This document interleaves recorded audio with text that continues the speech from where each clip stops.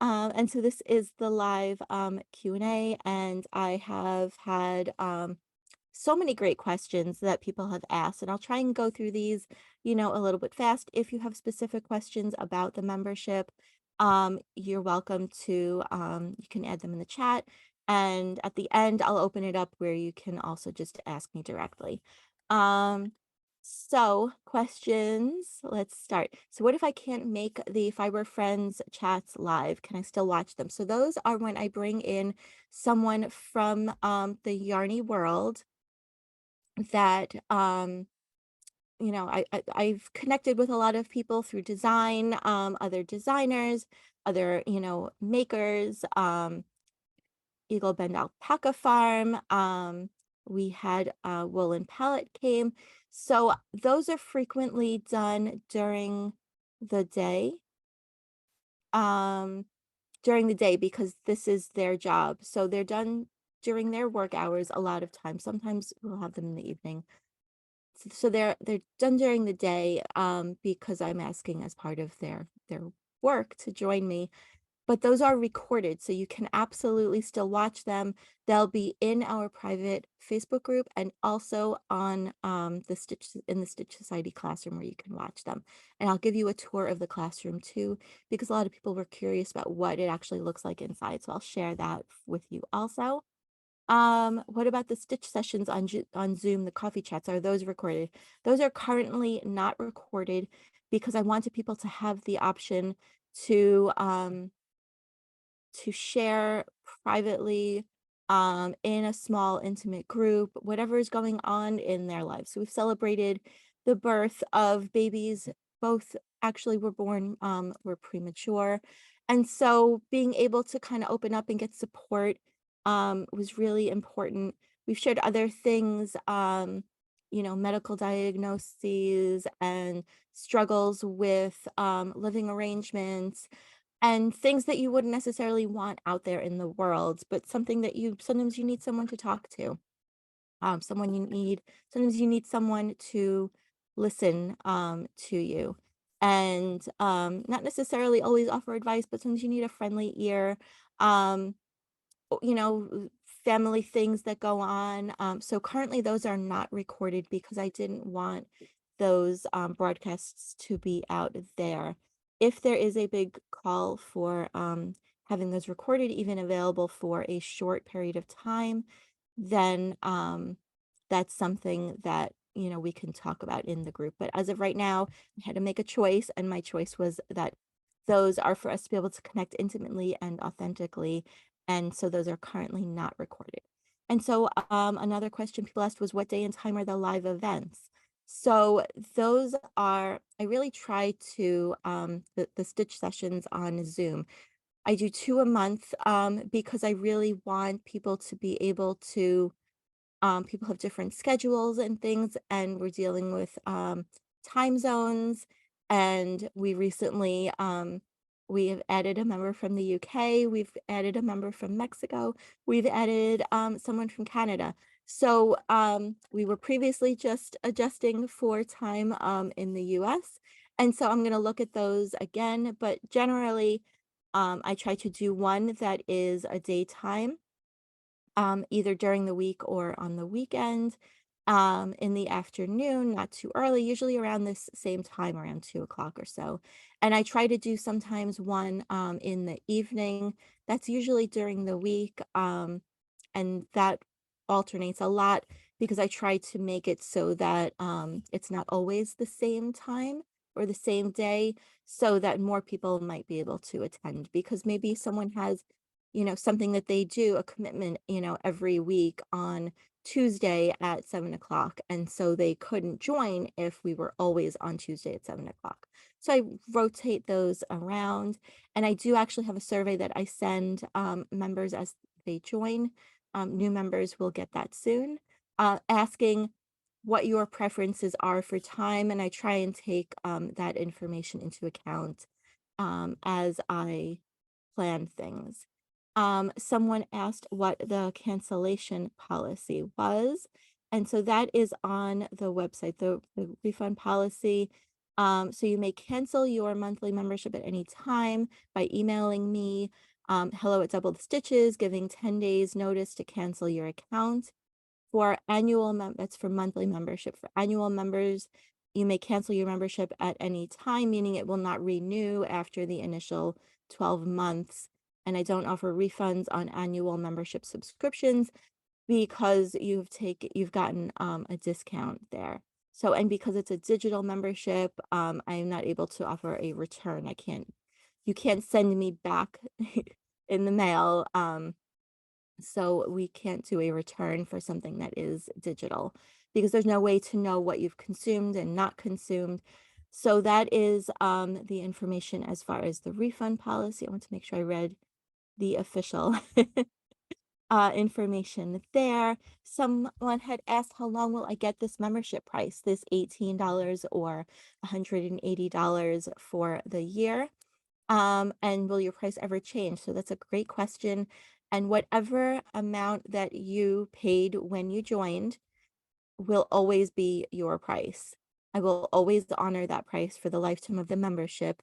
I will never come back and say, I know you paid $18, but now it's 27 and I'm going to change your price and make you pay more. So this will always be your price, the $18 a month or $180 a year. Your price won't change, but the membership price I have not, sorry, water break. So I don't know what will happen in the future. As I add more content to it, it's possible that the price will go up, but I can't commit to whether the price will go up or not. But just know that when you join, that is your price for the lifetime of your membership. As long as you're an active member. And how can I access the priority pattern support? So I do have within our classroom, and I'll show that to you, for requesting priority pattern support if you need that. You're also always welcome. You can post in the group and our group, the Stitch Society group, and ask a question. You can email me if you need help with something. Those are really the best places to reach out to me. You could send me a message as well. So using the form sends me an email and allows you, I think, also to even upload like a picture of where you're struggling. What are the bonuses? We talked about that. So if you join before 10 o'clock p.m. tomorrow, you get the Beginner's Guide to Lace Knitting workshop, mini workshop. You get the Conquer Cable Knitting mini workshop. Okay, so there's more. You all have had a lot of questions for me, and I love it because it helps me. It gives me the opportunity to clarify things. A lot of people sometimes have questions, but they don't want to reach out and ask them. They feel maybe nervous. They won't be sure how it is received. And so I'm happy to do this where I can share questions people have asked me with you all. And then if you have questions, you're welcome to share them with me live in the chat or at the end when we open up the room too. So when does the membership close? Like I said, that's tomorrow, 10 o'clock. Sorry, there's missing a word there. When will the membership doors open again? I really don't know the answer to that. Why are you closing the membership doors? So that I can love on and nurture the existing members and make sure that they feel honored and supported and don't feel like all I'm doing is, bringing in new members and not focusing on them. So that's why there's that I put a lot of thought into that. It was a hard decision to make, but that was, what have felt was best. So, do I need a lot of fancy computer skills? You do not need a lot of fancy computer skills to be part of the membership. You've joined me on Zoom. That is probably the hardest part, I would say. There is a membership classroom. It is a website that you just need to log into. It is easy if you struggle with your password. We can always reset your password. I never see your password that you set up, but I can always reset it for you and then you'll get a link to or a temporary password. I forget how that works exactly. And then Facebook, you do not the Facebook group. So what if I don't like using Facebook? And there are people that, sometimes would prefer not to be on Facebook. I host the private group for the membership on Facebook because I've found that I've been personally in other memberships. I'm in a membership um, for learning knit design, which they had a big group on Facebook. They moved it somewhere else and then somewhere else again, and the engagement just dropped because people it was another place to remember to go. And so we didn't always think of it. It wasn't always at the forefront of our mind. And so by using the Facebook group, a lot of us, not all of us, but a lot of us are on Facebook for personally myself, a lot for work related things, but also for connecting with friends and family. And so it's a place that a lot of times you already are or you're getting notifications and they bring you back. That is how they have built Facebook to, to keep you coming back. But all of the big content, the Fiber Friends chats, the patterns, the resources and tools, and the Stitch and Technique library, all of those are hosted on the website in the classroom. So you don't need Facebook to access those. Whenever I do a Fiber Friends interview, it is streamed into the Facebook group, but then I download it and I add it to the website. So you don't have to go to Facebook unless you want to engage in and be part of the community group. So that is your choice.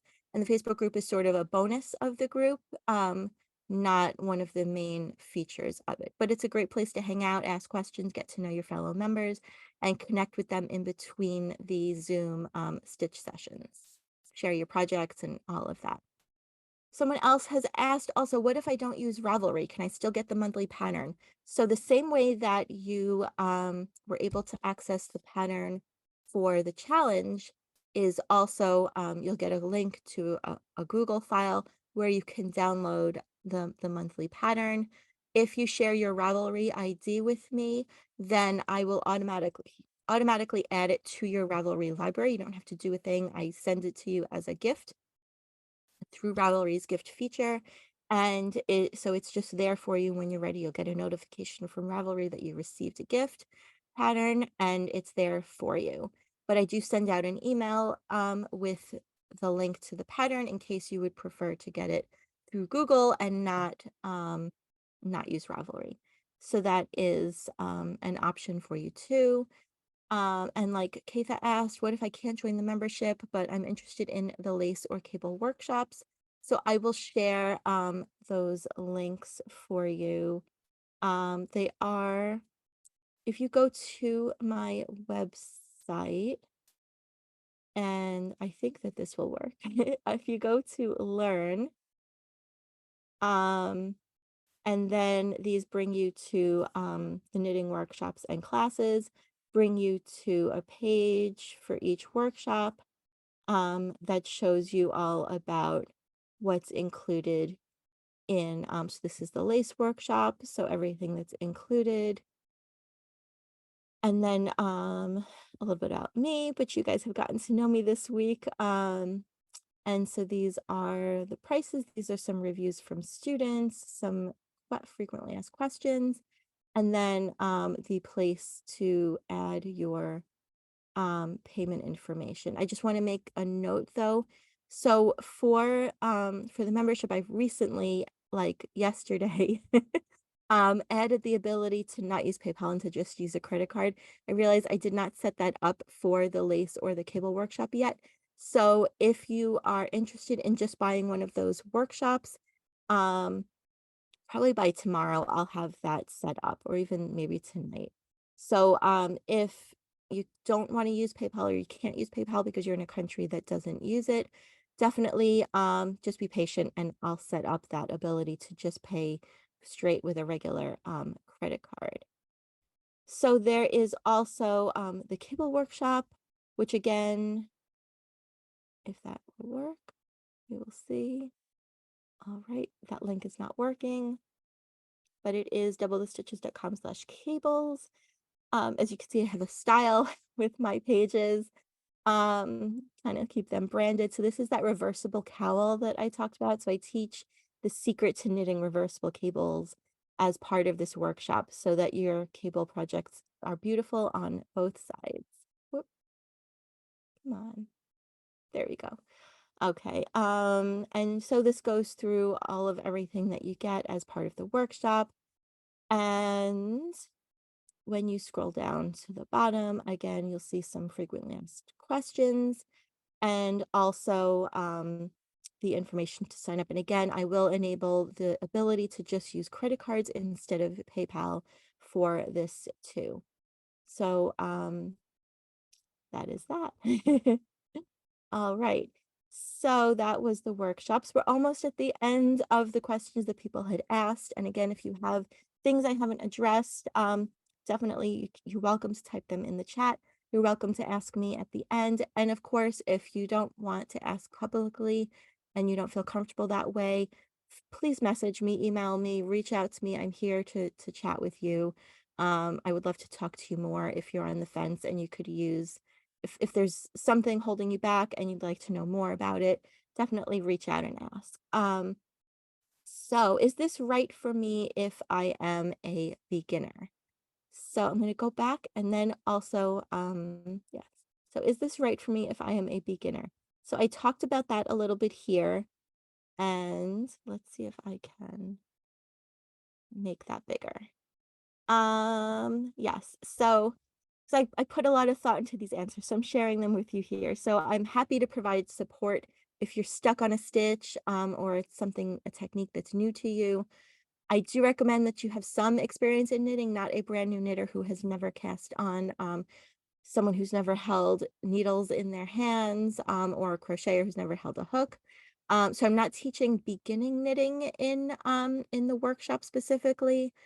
Um, but knowing the basic stitches, so knits and purls for knitters or single crochet, double crochet, etc. for crocheters. And so that was my feeling about where I wanted to gear the workshop.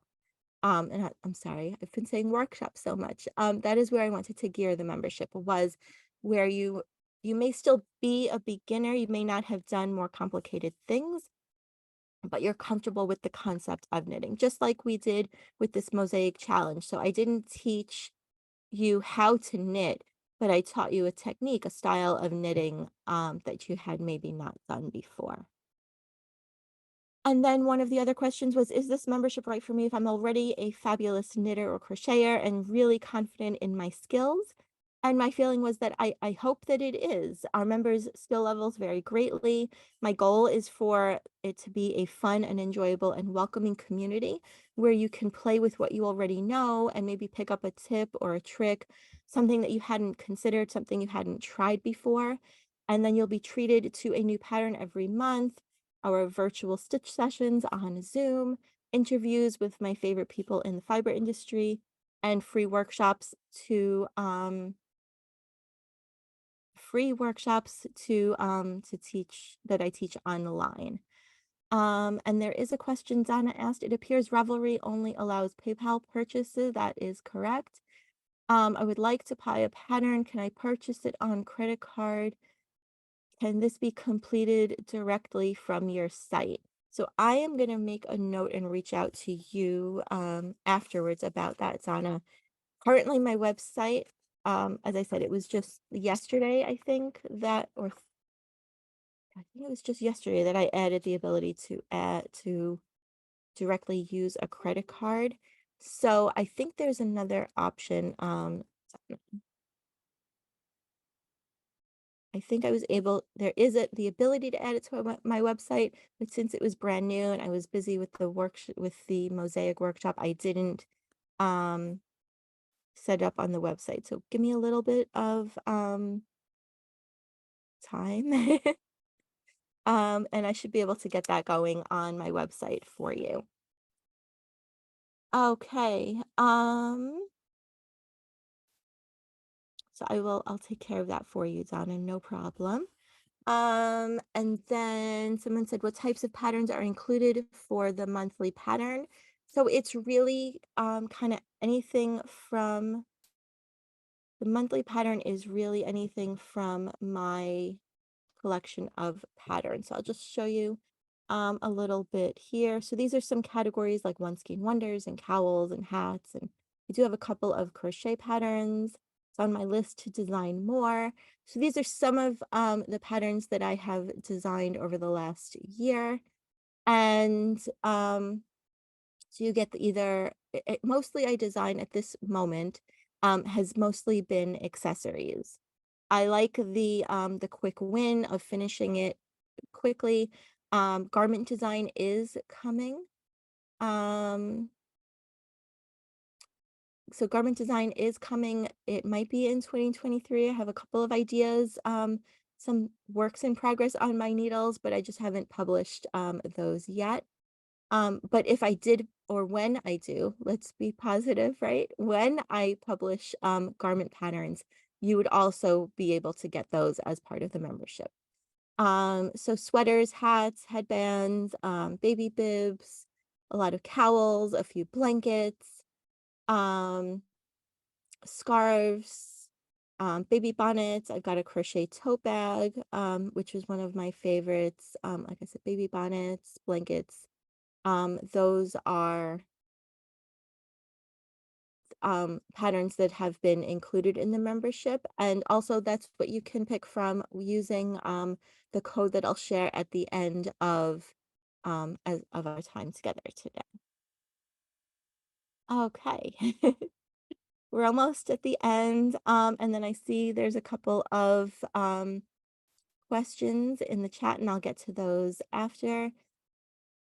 All right. So are the patterns tech edited and tested by others? So some of you may not even actually know what tech editing is, but that is after I write a pattern, that is actually the first step in my process of designing, is that it's actually a real job. There are technical editors who specialize in knit and crochet patterns, and their job is to take something that a designer writes and review it, make sure that the math all works, that the numbers work, that the explanation of the stitches makes sense, that things line up the way that they're supposed to, that the written patterns match the charted patterns and vice versa, that to make it as enjoyable of an experience as it can possibly be.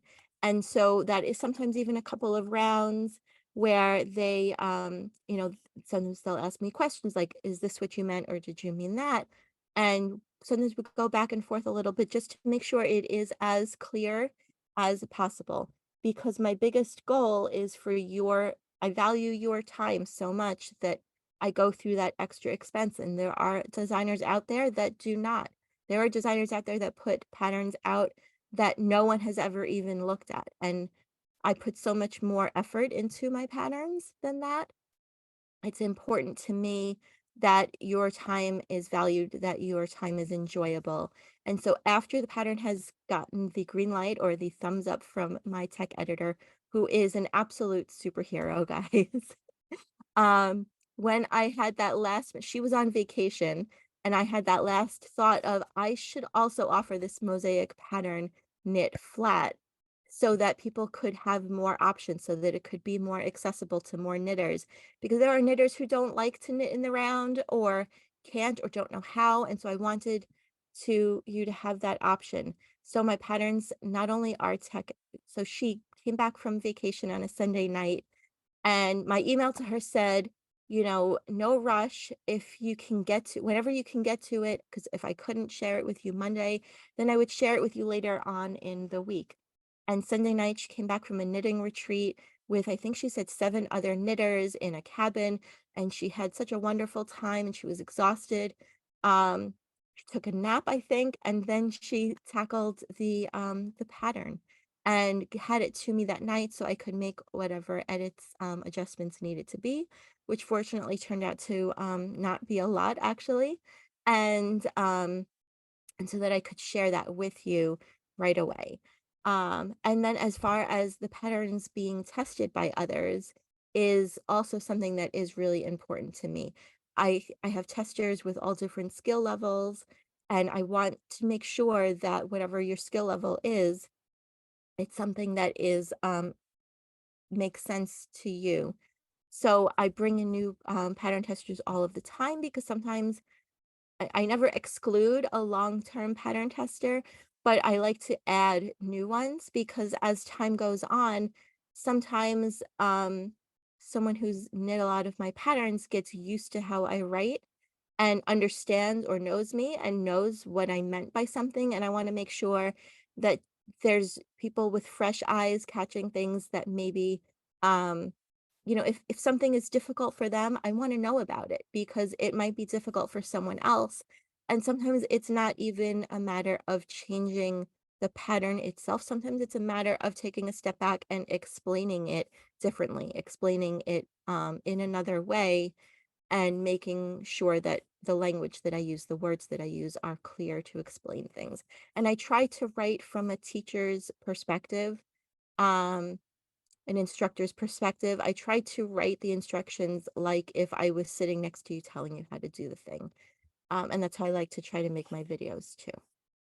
So, yes, the patterns are edited by a technical editor and tested by other knitters or crocheters. And I talked about the Stitch Society and how having the membership gives me the ability to focus on also contributing um, to low vision accessible and screen reader accessible patterns. And there is a database, I think it's accessiblepatterns.com, that has access to a lot of them. There is also something on Ravelry. And while we're here, I'll even just show you. Because I think it's really interesting. So if you go to Ravelry and you go to patterns and you go to their advanced search, um, so they're only showing you 100,000 out of 706,868 patterns. And these are just knitting patterns. Um, so we'll even just talk about knitting patterns in this case. So if we go into is that again? Into pattern instructions, there is a filter for screen reader access and low vision. Okay, so I've filtered to patterns that have screen reader access and low vision. And now if we scroll up and look, there are 265 patterns out of 700,000 patterns that are screen reader and low vision accessible knitting patterns. And sometimes you just need that little extra um ability. You already knit, you're already a fabulous knitter and your hands know what to do and you just need those instructions to know how to knit the pattern. But your eyes, whether it's a clinical vision loss or it is something where just as we get older, it gets harder to read smaller print. And there's a lot more to that goes into it than just, oh, just, make another copy of the pattern and make the font really big. I wonder if it will work. I want to actually show you. I'm going to stop sharing this for a second and I'm going to see if, let me see if I can open one of my patterns just so you can get a feeling for it.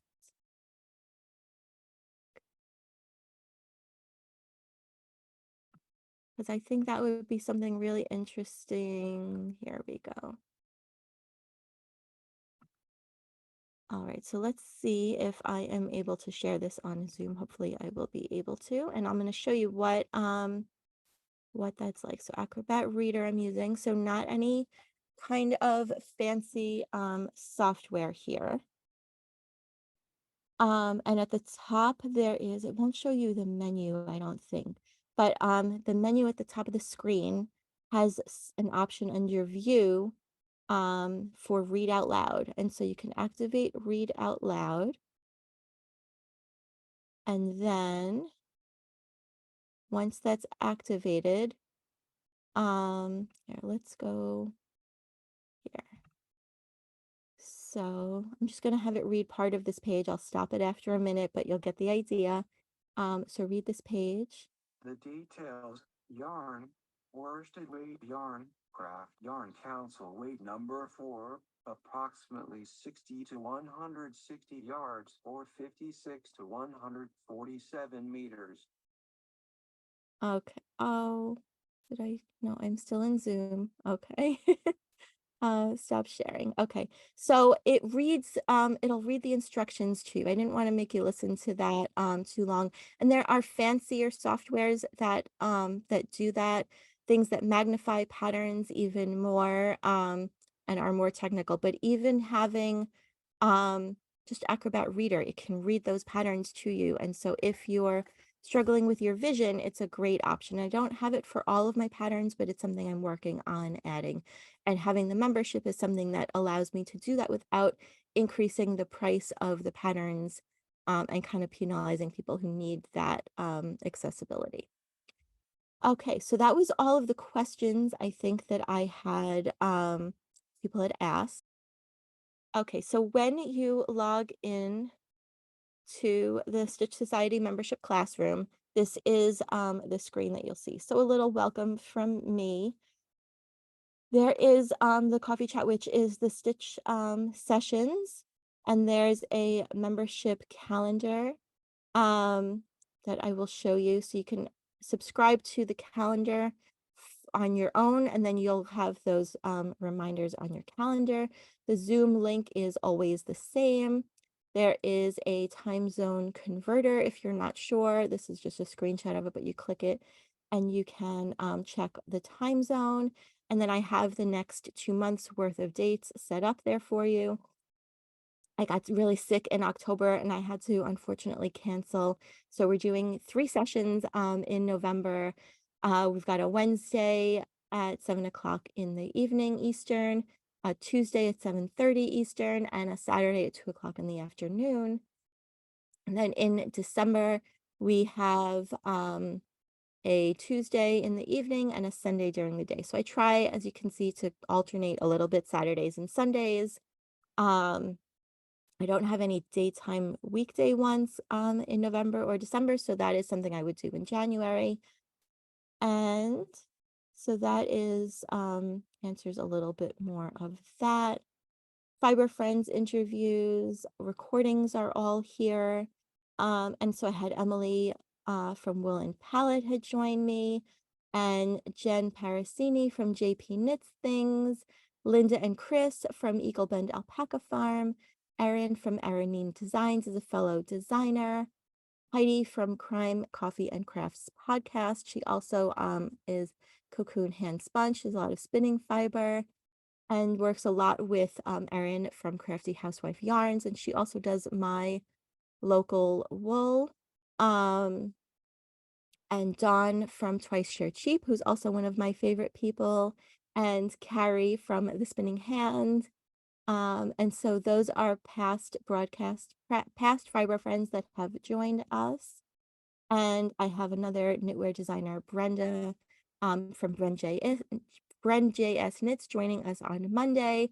And November 10th, I have Irina Shar from the Fiber Chats podcast is joining us. I think she has over 6,000 followers, maybe even more. And she's interviewed so many of the big names in the industry, and I can't wait to talk to her about that. And we have the Stitch and Techniques library, and these I'm always adding here. So a 1x1 tubular cast on with scrap yarn, how to do a long tail cast on, a German twisted cast on, some information about finding color palettes. These are just a few things. How I join a new ball of yarn, how to do a seamless join to work in the round, a tip for how to secure your yarn tail. I did some information about advanced searching and things like that in Ravelry, and all of the mosaic stuff is going in here too.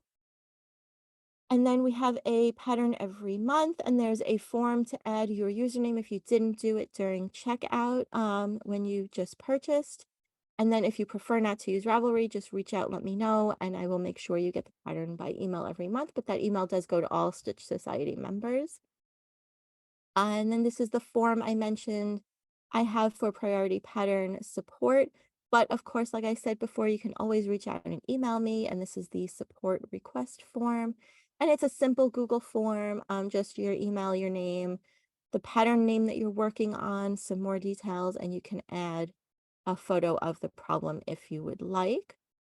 But you can also email me all of that information too. So it's not a requirement to use that form, but it's an option. And I have some special downloads and resources for you. So project tracker cards, knitter's cheat sheet, printable gift tags, yarn weights and needle sizes. And this is my most favorite thing is a yarn usage calculator. So this will help you figure out how many yards of yarn you use to create a project. It can be really helpful when you're stash diving and you aren't sure if you have enough yarn to make something, if you want to knit a pattern again, or you want to provide the information to a designer if you're testing a pattern for someone. And so that goes to a Google form.